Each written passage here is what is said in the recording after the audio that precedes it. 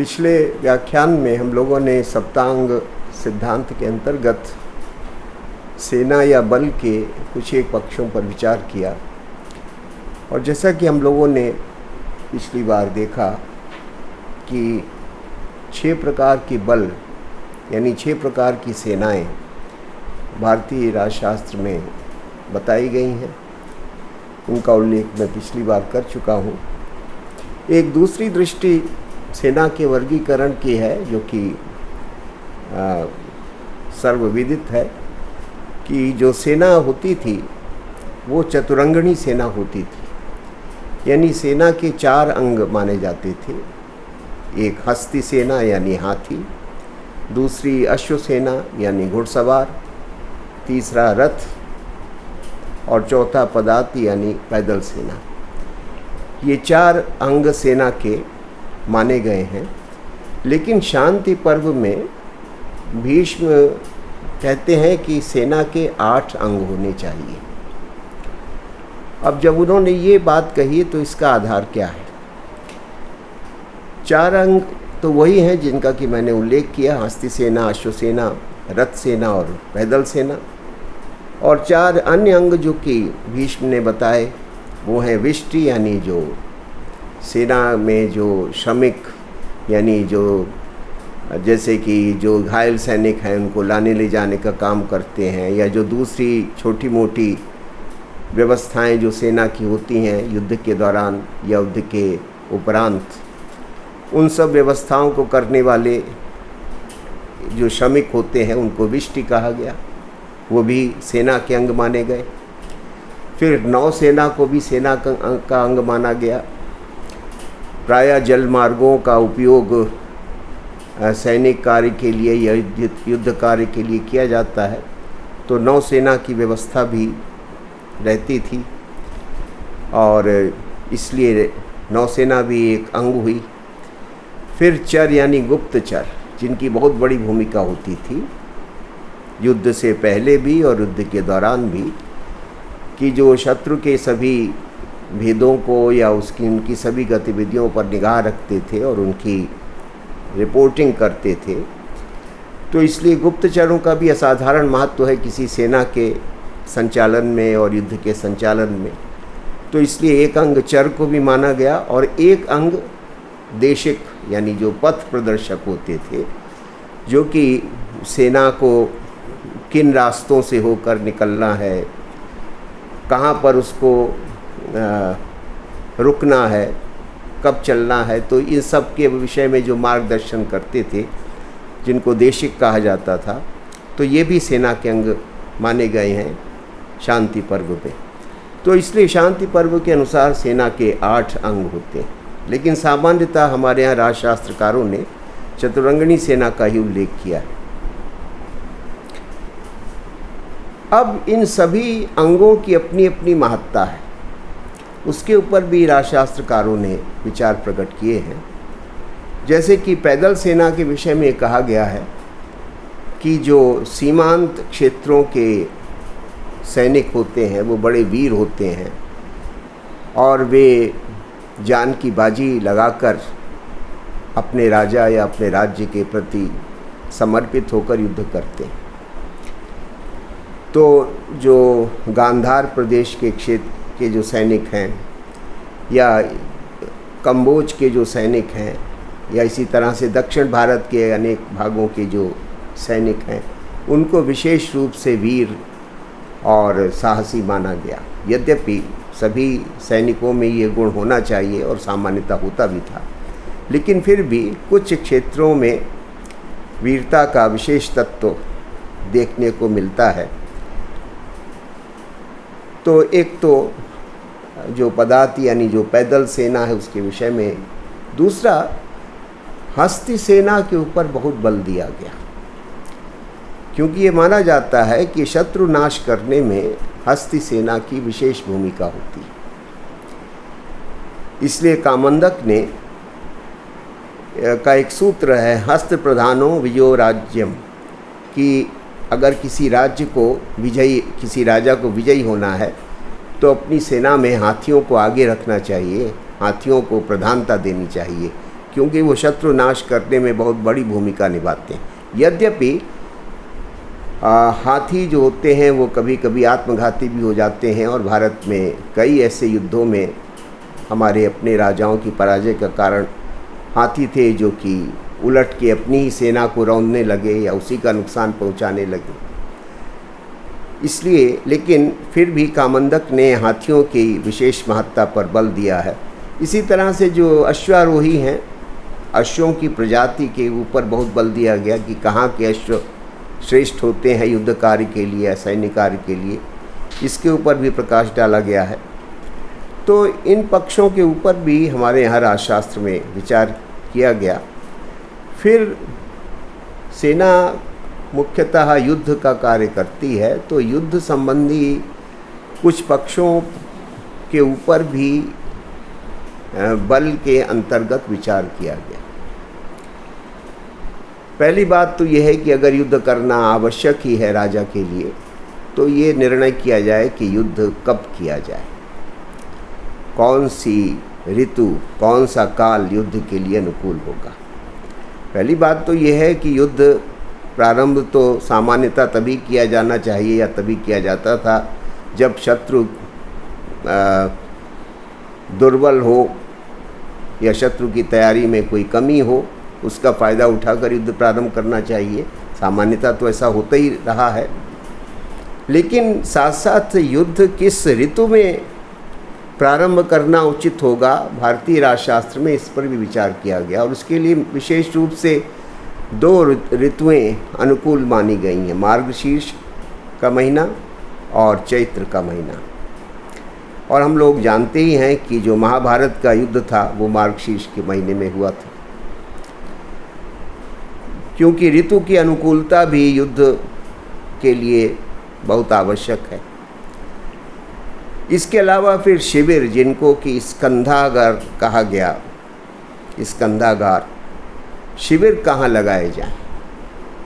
सेनाएं जब प्रस्थान करती हैं तो उनको बीच बीच में रुकना पड़ता है, तो उनका शिविर किस प्रकार की भूमि में, किस प्रकार की भौगोलिक परिस्थिति उसके लिए अपेक्षित है, इसकी व्यवस्था भी, इसका प्रतिपादन भी राजशास्त्र के ग्रंथों में किया गया है।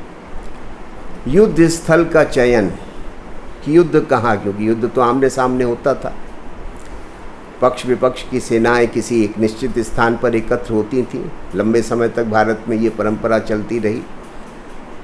कुरुक्षेत्र का युद्ध एक नियत स्थान पर हुआ था, हम लोग भली प्रकार से जानते हैं। तो युद्ध स्थल का चयन, कौन सा क्षेत्र युद्ध करने के लिए चुना जाए, इसका भी विचार किया जाता था।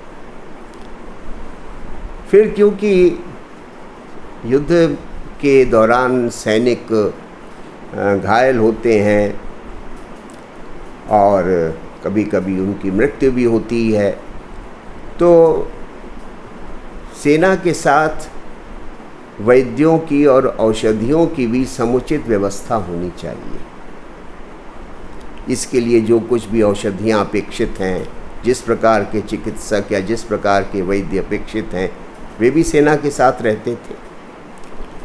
और फिर विष्टियों का, जैसे कि मैंने उल्लेख किया कि विष्टियों का बड़ा महत्व था, क्योंकि बहुत सारे जो नॉन मिलिट्री फंक्शंस होते थे, मिलिट्री फंक्शन तो सैनिक करते थे, लेकिन बहुत सारे नॉन मिलिट्री फंक्शंस होते हैं, उनको करने के लिए एक वर्ग होता था जिसको विष्टि कहते हैं। तो उसके क्या दायित्व होते हैं, उसको कौन कौन सी भूमिकाएं निभानी पड़ती हैं, इसका भी उल्लेख हमारे यहाँ किया गया है।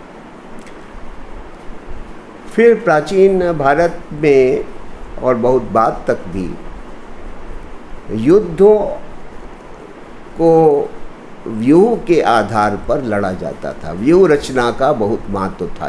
ये स्ट्रेटजी का एक बड़ा महत्वपूर्ण हिस्सा था कि शत्रु से युद्ध करने के लिए किस व्यूह की रचना की जाए जिससे शत्रु को परास्त करना आसान हो और विजय प्राप्त करना आसान हो।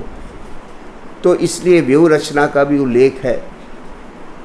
कौटिल्य ने भी, कामंदक ने भी,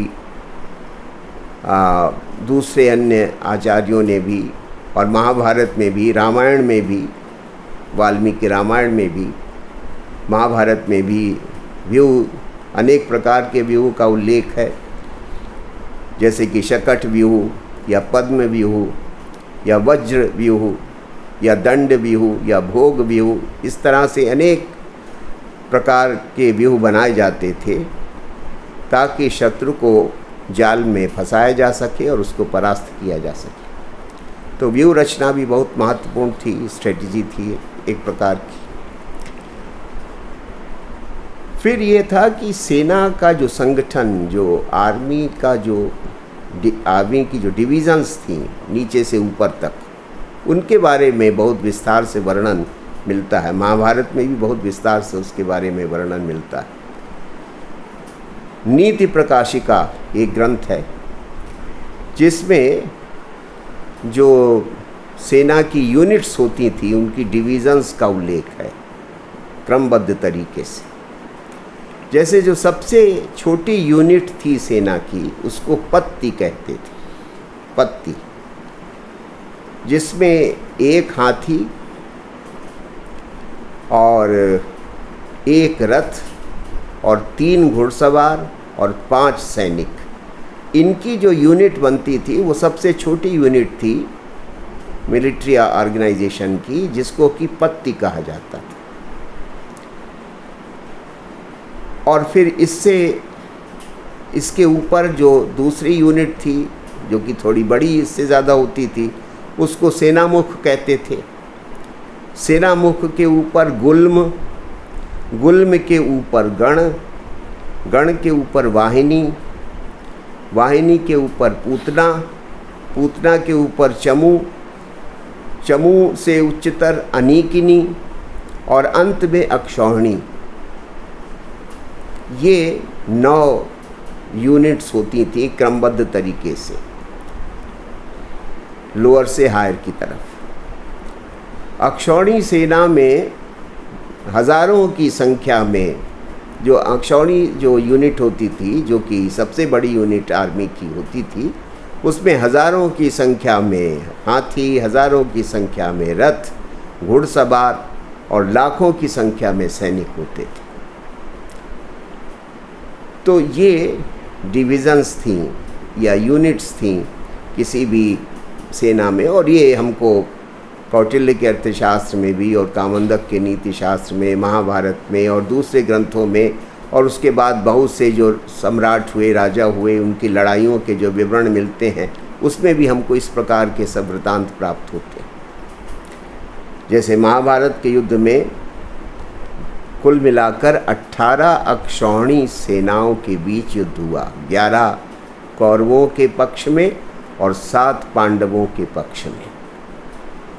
इतनी विशाल सेनाओं के बीच युद्ध हुआ था। 11 अक्षौहिणी सेना मतलब लाखों की संख्या में कौरवों के पास सैन्य बल था, और इसी तरह से उनसे कम लेकिन फिर भी लाखों की संख्या में पांडवों के पास सैन्य बल था।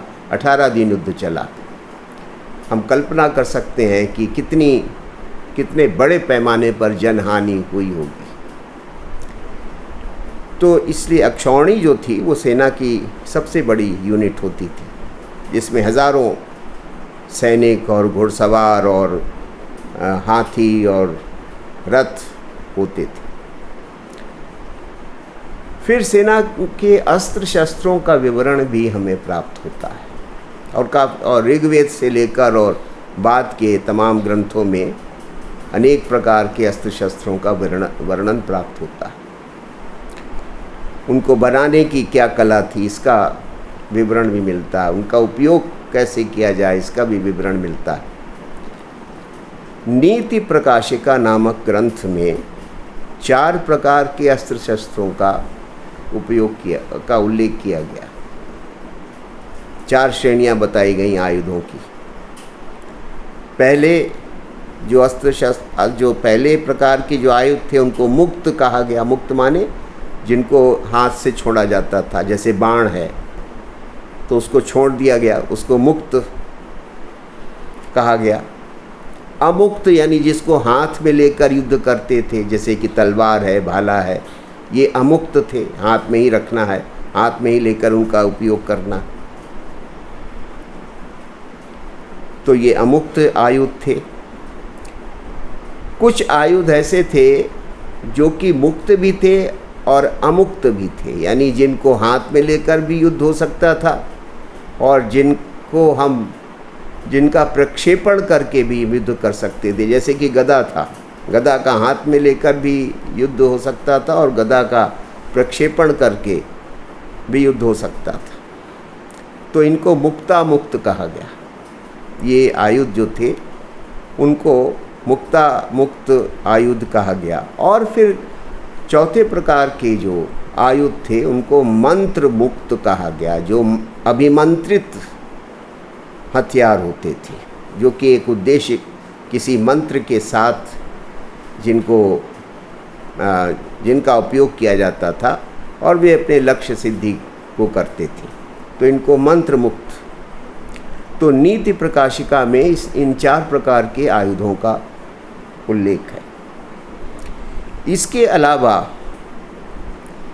अथर्ववेद में भी और ब्रह्मायल नामक ग्रंथ में भी मायावी जो उपाय होते थे युद्ध के, इंद्रजाल वगैरह, उनका विस्तार पूर्वक वर्णन। हम लोग जानते हैं कि राम रावण युद्ध में इंद्रजाल का उपयोग कई बार किया गया था। इसी तरह से अन्य युद्धों में भी। तो मायावी उपायों का वर्णन भी तंत्र ग्रंथों में मिलता है। फिर एक बड़ी विशिष्ट बात है, वो ये कि शुक्र ने अग्निचूर्ण का भी उल्लेख किया, बारूद जिसको हम कहते हैं आजकल। वैसे तो हम जानते हैं कि बारूद तो विश्व के सैन्य इतिहास में बहुत बाद में आई। जैसे कि भारत में भी ये माना जाता है कि सबसे पहले बारूद का प्रयोग युद्ध में बाबर ने अपने आक्रमण में किया था, यानी 16वीं शताब्दी में। यूरोप में भी इसी प्रकार से आई काफ़ी बाद में। लेकिन शुक्र नीति में अग्निचूर्ण यानी बारूद का भी उल्लेख है और उसको बनाने की विधि का भी उल्लेख है, और उसका युद्ध में कैसे उपयोग किया जाए इसका भी उल्लेख है। तो ये भी एक पक्ष है। फिर ऋग्वेद में और दूसरे ग्रंथों में एक अत्यंत विनाशकारी हथियार जो कि बड़ी संख्या में तबाही कर सकता था मनुष्यों की, जनधन की बहुत बड़े पैमाने पर तबाही कर सकता था, जिसको कि शतघ्नि कहा गया। शतघ्नि, इस शतघ्नि का उल्लेख भी अथर्ववेद में भी प्राप्त है और अन्य ग्रंथों में भी प्राप्त है, जिसके प्रयोग से एक बार में हजारों लोगों को हताहत किया जा सकता था। तो इस तरह से अस्त्र शस्त्रों के बारे में भी काफ़ी विस्तार पूर्वक वर्णन हमें राजशास्त्र के ग्रंथों में प्राप्त होता है। ये भी एक महत्वपूर्ण पक्ष है। और फिर युद्ध के कुछ नियम थे, लॉज ऑफ वार जिनको आजकल हम कहते हैं। युद्ध एक भारतीय राजशास्त्र में युद्ध को कोई बहुत अच्छा नहीं माना गया, उसको एक नेसेसरी ईविल माना गया, आवश्यक बुराई है कि है तो वो बुराई, लेकिन किन्हीं परिस्थितियों में युद्ध करना आवश्यक हो जाता है। और हमारे यहाँ ये भी कहा गया कि युद्ध धर्म रक्षा के लिए ही करना चाहिए। ऑफेंसिव वार को हमारे यहाँ कभी अच्छा नहीं माना गया। बहुत अपरिहार्य परिस्थितियों में ही ऑफेंस का प्रयोग किया जाना चाहिए। तो युद्ध धर्म युद्ध है, और धर्म युद्ध होने के नाते, या धर्म युद्ध होना चाहिए, और धर्म युद्ध होने के नाते उसके कुछ नियम भी प्रतिपादित किए गए। जैसे कि मनुस्मृति में या कौटिल्य के अर्थशास्त्र में या दूसरे ग्रंथों में युद्ध के नियमों की चर्चा है, उनका उल्लेख है।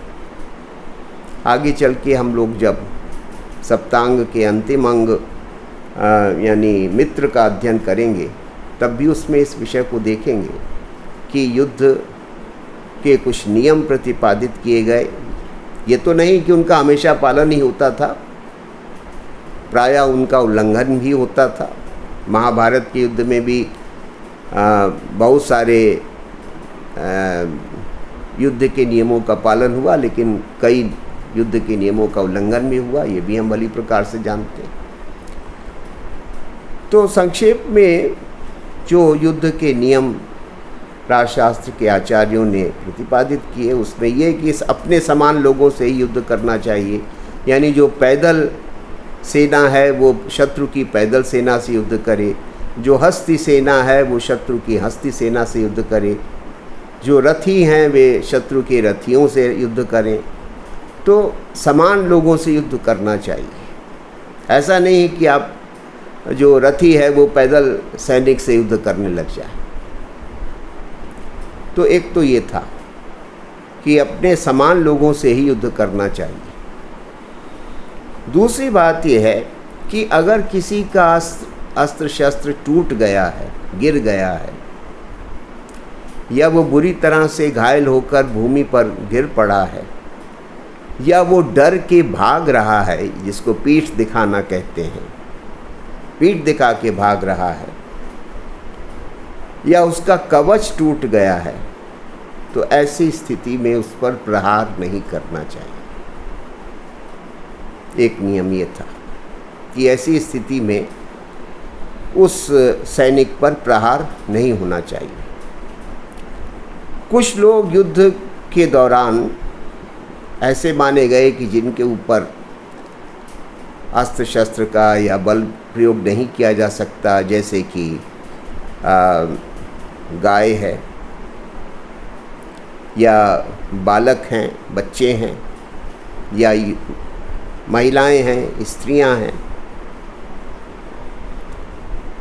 या दूत है, जो एम्बेसडर्स होते हैं जिनकी भूमिका एक होती है, जो दूत है, ब्राह्मण हैं, यानी जो ज्ञानी लोग हैं जिनका कार्य अध्ययन अध्यापन है, उनके ऊपर किसी भी प्रकार का शस्त्र अस्त्र प्रहार नहीं होना चाहिए। या इसी तरह से किसान अगर खेती कर रहा है तो उसको किसी भी प्रकार से क्षति नहीं पहुंचाना चाहिए। इसका उल्लेख मेगास्थनीज ने अपने यात्रा वृत्तांत में किया है मौर्य काल में, कि भारत में युद्ध होते रहते हैं और पास के खेत में किसान अपनी खेती भी करता रहता है। तो इसलिए जो वाणिज्य व्यापार कर रहे हैं, जो अपना खेती कर रहे हैं, कृषि कार्य कर रहे हैं, जिनका युद्ध से कोई लेना देना नहीं, उनके ऊपर किसी प्रकार से आक्रमण या प्रहार नहीं होना चाहिए। फिर जो शरणागत हो जाए, जो आपकी शरण में आ जाए, पराजय अपनी स्वीकार कर ले, उसके ऊपर आक्रमण या प्रहार नहीं करना चाहिए। फिर ये भी एक सिद्धांत था कि कपटपूर्ण कूट युद्ध का प्रयोग सामान्यता नहीं करना चाहिए। गुप्त आयुधों के द्वारा या कपटपूर्ण तरीके से युद्ध नहीं करना चाहिए सामान्यतः। इसको कूट युद्ध कहा जाता था, यानी युद्ध धर्म युद्ध होना चाहिए। कूट युद्ध को अच्छा नहीं माना गया। सूर्यास्त के बाद युद्ध नहीं होना चाहिए, ये भी एक नियम था कि सूर्योदय के उपरांत युद्ध प्रारंभ होना चाहिए और सूर्यास्त पर युद्ध समाप्त होना चाहिए। और दोनों सेनाएं, युद्ध जब समाप्त हो जाए तो दोनों सेनाएं निर्भय होकर एक दूसरे से मिलें, भ्रमण करें, बातचीत करें, उसमें कोई प्रतिबंध नहीं।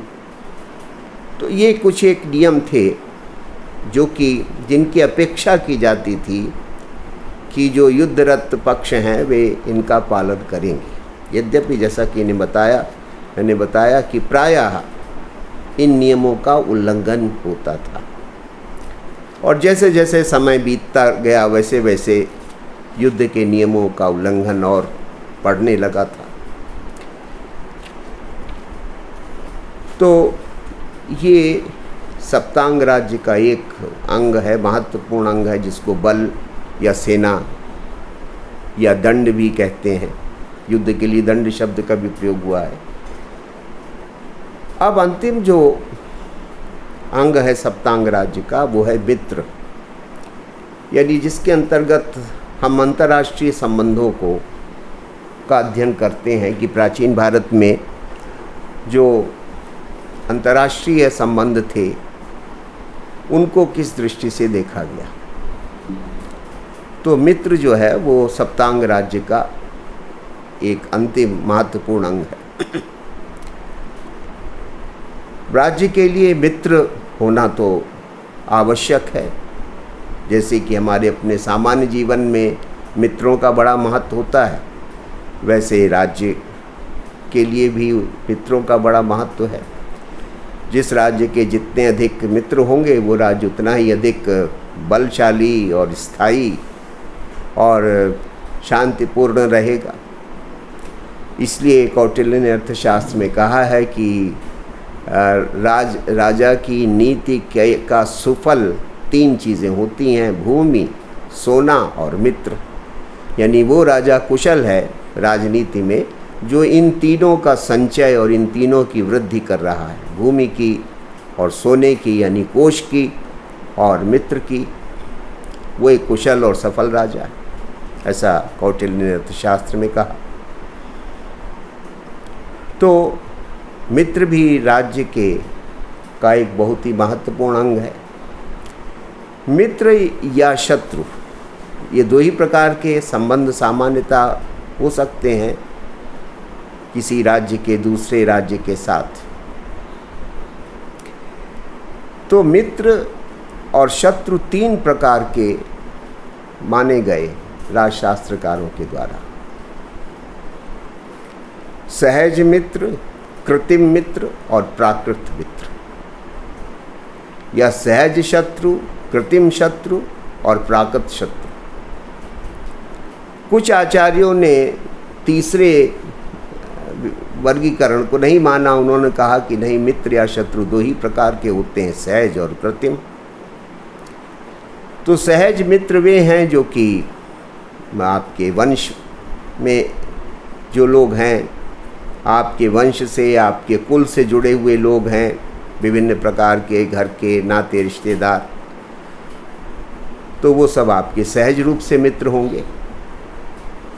और कोई दूसरे राज्य या राजा जो कि जिनके साथ आपके अच्छे व्यापारिक संबंध हैं, या जो आपकी समय पड़ने पर आप मदद करते हैं या आप जिनकी मदद करते हैं, तो ऐसे राज्य को या राजा को कृत्रिम मित्र कहा गया। या कृत्रिम शत्रु भी इसी प्रकार से होते हैं कि अगर नहीं उनके साथ आपके संबंध ठीक हैं तो फिर वो इस प्रकार के राज्य या राजा वो आपके कृत्रिम शत्रु हो जाते हैं। अपने ही घर के, अपने ही कुल के अंदर कुछ ऐसे विद्रोही किस्म के लोग पैदा हो गए, कोई राजकुमार विद्रोही हो गया, तो फिर वो सहज शत्रु हो गया आपका।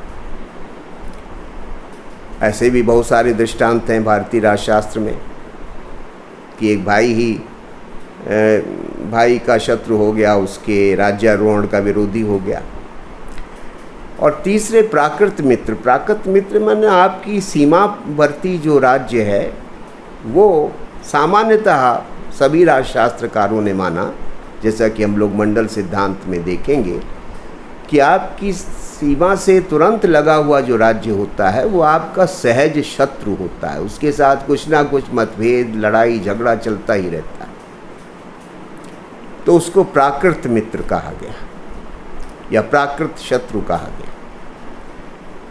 तो एक तो यानी जो विजुगीष होता है, विजुगीष मतलब वो राजा को केंद्र में रख के जब विचार करते हैं पूरे अंतर्राष्ट्रीय संबंधों को, हर राजा विजुगीष हुआ। हर राजा की इच्छा होती है कि हमारे राज्य सुदृढ़ बने, हमारे राज्य का विस्तार हो, हमारे राज्य की समृद्धि हो।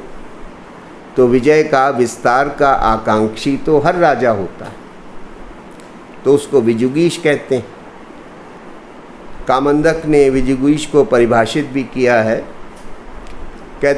कामंदक कहते हैं कि विजुगीष वो है जो अपने राज्य का विस्तार करना चाहता है,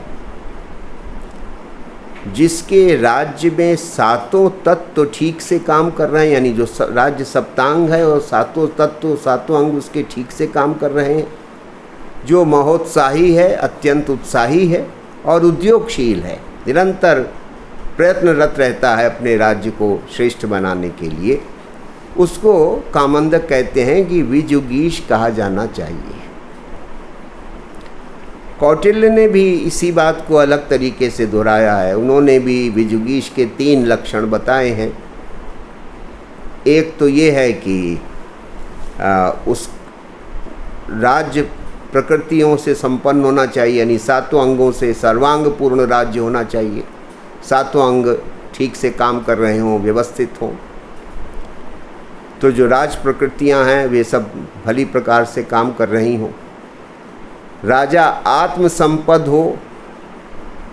कामंदक ने जो महोत्साही और उद्योगशील शब्द का प्रयोग किया है तो वो कहता आत्मसंपद हो, यानी जिसमें ऐसे विलक्षण गुण हो राज्य का नेतृत्व करने का, राज्य का संचालन करने का। और तीसरा कहता है कि नीतिवान हो, राजनीति में, कूटनीति में चतुर हो। तो ये 3 तो विजुगीष के ये 3 लक्षण कौटिल्य ने अर्थशास्त्र में प्रतिपादित किए। तो जो विजुगीष है उसके कुछ सहज मित्र होते हैं, कुछ सहज शत्रु होते हैं, उसके कुछ कृत्रिम मित्र होते हैं, कुछ उसके कृत्रिम शत्रु होते हैं, कुछ उसके प्राकृत मित्र होते हैं, कुछ उसके प्राकृत शत्रु होते हैं। हर राज्य के साथ ऐसा होता है। जैसे कि हमारे अपने जीवन में, एक व्यक्ति के जीवन में कुछ उसके मित्र होंगे, कुछ उसके शत्रु होंगे। मित्रों की संख्या बढ़ाने का, मित्र संचय का प्रयास निरंतर करना चाहिए, अपेक्षा ये की जाती है। तो अब ये है कि इस विजुगीष के संदर्भ में मंडल सिद्धांत की व्याख्या कौटिल्य के अर्थशास्त्र में विस्तार पूर्वक की गई। मनु ने भी इसका विस्तार से विवेचन किया है, क्योंकि ये तो एक, जैसा कि मैंने शुरू में बताया कि जो भी हमारे यहाँ राजशास्त्र के, राज्य की से संबंधित जो भी फंडामेंटल प्रिंसिपल्स हैं, उस सभी जो हमारे आचार्य हैं उसको मानते हैं। थोड़ा बहुत डिटेल में कहीं कहीं भिन्नता है, अन्यथा जो मूल बात है वो सभी स्वीकार करते हैं।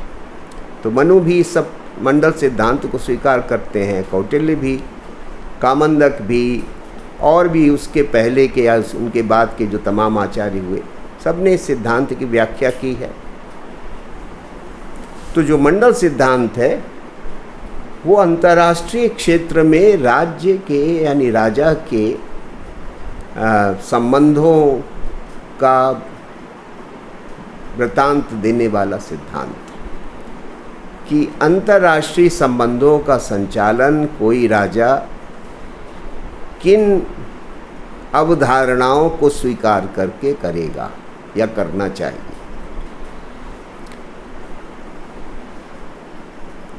तो यहाँ वो मानता है कि हर राज्य के चारों तरफ अनेक प्रकार के राज्य हैं, यानी हर राज्य एक मंडल में रह रहा है।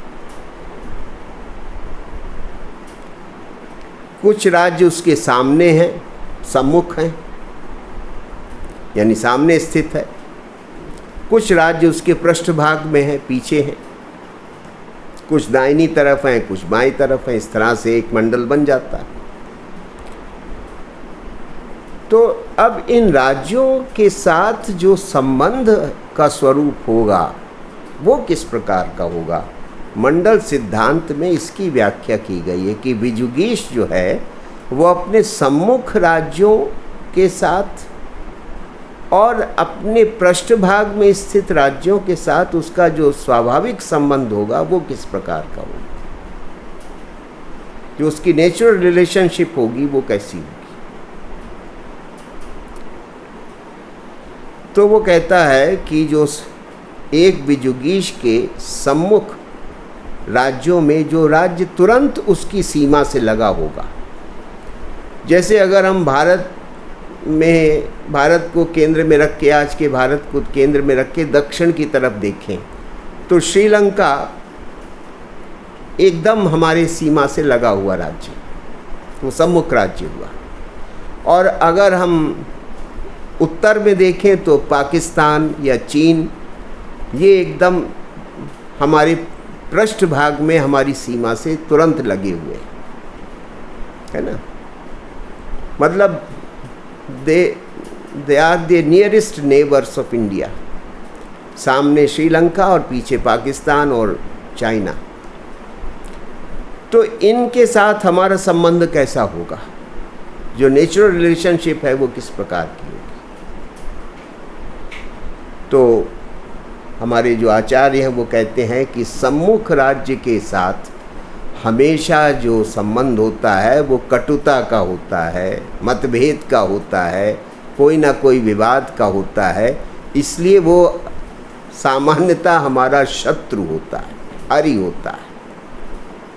जो सम्मुख राज्य होगा पहला, वो हमारा अरि राज्य होगा, शत्रु राज्य होगा। पहली बात तो ये। उसके पीछे जो राज्य होगा, यानी अरि राज्य के पीछे जो राज्य होगा, वो हमारा मित्र होगा। उसके साथ हमारे अच्छे संबंध होंगे, क्योंकि उसके साथ कोई बाउंड्री का इस तरह का कोई डिस्प्यूट होगा नहीं, तो वो हमारा मित्र होगा। लेकिन वो जो हमारा मित्र होगा और उसके बाद जो राज्य होगा वो अरि का मित्र होगा, यानी हमारे शत्रु का मित्र होगा। और उसके बाद जो राज्य होगा वो मित्र का मित्र होगा। और फिर उसके बाद जो राज्य होगा वो अरि मित्र होगा।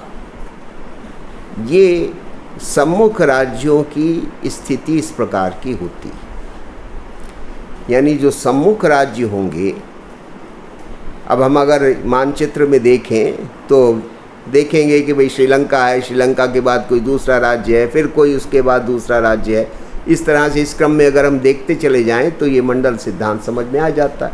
या इसी तरह से इधर पाकिस्तान है, फिर पाकिस्तान के बाद अफ़गानिस्तान है, फिर उधर और राज्य हैं। तो हम लोग जानते हैं कि पाकिस्तान के साथ हमारे संबंध हमेशा ख़राब रहे, लेकिन अफ़गानिस्तान के साथ अच्छे रहे, है ना। पृष्ठभाग में जो राज्य इमीडिएटली हमारे सीमा से लगा है उसको कहा जाएगा पार्श्वग्राह, यानी वो पीछे से हमारे ऊपर हमला कर सकता है। इसलिए उसको यानी पार्श्व यानी पृष्ठभाग से हमें ग्रहण कर सकता, पकड़ सकता। तो पीछे स्थित राज्यों में जो इमीडिएट हमारी सीमा पर होगा वो हमारा शत्रु होगा। पार्श्वग्राह उसके लिए शब्द का प्रयोग किया गया। लेकिन उसके बाद जो राज्य होगा, जैसे कि अफ़गानिस्तान, वो हमारा मित्र होगा, उसको आक्रंद कहा गया। फिर उसके पीछे जो राज्य होगा वो पार्श्वग्राहसार, यानी जो हमारा शत्रु है उसका वो मित्र होगा, यानी पाकिस्तान का वो मित्र होगा। और फिर उसके बाद जो राज्य होगा वो आक्रंदासार होगा, यानी जो आक्रंद राज्य है, जो हमारा मित्र है, उसका वो मित्र होगा। ये सम्मुख राज्य और पृष्ठभाग के राज्यों के साथ एक बीजुगीष के इस प्रकार के संबंध होते हैं। यानी सम्मुख राज्य में तुरंत सामने वाला अरि, उसके बाद वाला राज्य मित्र, फिर जो तीसरा राज्य उसके बाद अगर होगा, अगर नहीं होगा तो बात वहीं तक ख़त्म हो गई।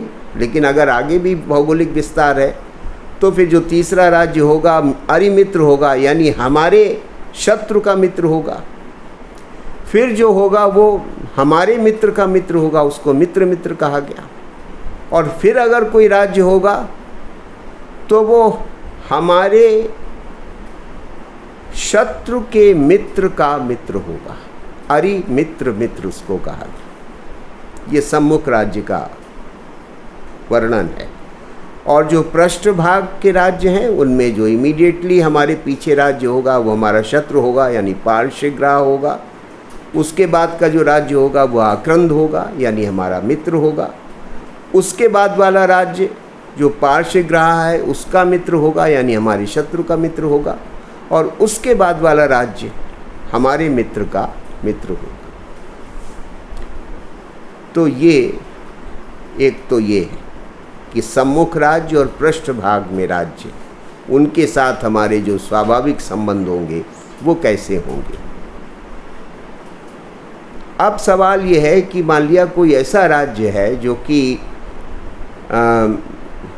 जैसे कि भारत और चीन की सीमा एक दूसरे से लगी, उसके बीच में कोई छोटा सा राज्य जैसे कि नेपाल है, जिसको आजकल हम बफर स्टेट कहते हैं। इसको हमारे राजशास्त्रकारों ने मध्यम राज्य कहा। मध्यम ये कि वो हमारे और चीन के बीच में स्थित है और वो हमारी भी सहायता कर सकता है और चीन की भी सहायता कर सकता है, हमारे लिए भी समस्याएं खड़ी कर सकता है, वो चीन के लिए भी समस्याएं खड़ी कर सकता है। जैसा कि नेपाल के बारे में हम प्रायः इस तरह की स्थितियों को देखते हैं। तो हमारे और अरी के बीच में राज्य जो है वो मध्यम राज्य कहा गया, क्योंकि वो दोनों तरफ अच्छे या बुरे संबंध रख सकता है। उसकी भौगोलिक स्थिति इस प्रकार की। तो ये एक हुआ मध्यम राज्य। और फिर एक उदासीन राज्य जो कि बहुत दूर है हमसे। जैसे एक उदाहरण के तौर से हम कहें जापान उदासीन राज्य हुआ, क्योंकि हमसे बहुत दूर स्थित है। उदासीन राज्य के साथ भी ऐसा है कि उससे ना हमारा कोई झगड़ा है ना कोई, क्योंकि इतना दूर है, तो वो हमारा मित्र भी हो सकता है, लेकिन किसी बात पर अगर मान लिया वो हमको पसंद नहीं करता तो हमारा शत्रु भी हो सकता है, या हमारे मित्र का भी वो मित्र हो सकता, हमारे शत्रु का मित्र हो सकता है, या हो सकता है उसका भी शत्रु। यानी जो उदासीन राज्य है जो कि हमसे बहुत दूर स्थित है, वो एक प्रकार से न्यूट्रल तटस्थ होता है, और जब आवश्यकता उसको पड़ती है तब वो अपनी तटस्थता को छोड़कर किसी के भी साथ दूसरे प्रकार के संबंध रख सकता है। तो ये मंडल सिद्धांत है।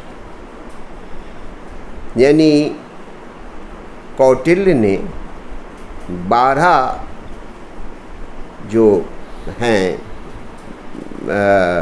राज्य, 12 राज्यों के मंडल का एक विवेचन किया है, और जिनकी प्रवृत्तियाँ मिला के 60 हो जाती हैं, प्रकृतियाँ मिला के, और इस तरह से 72 की संख्या उसमें आती है। तो ये जो है वो मंडल सिद्धांत का एक पक्ष है कि एक विजुगीष का अपने सामने के विभिन्न राज्यों से किस प्रकार का संबंध होगा, किसी के साथ शत्रुता का, किसी के साथ मित्रता का।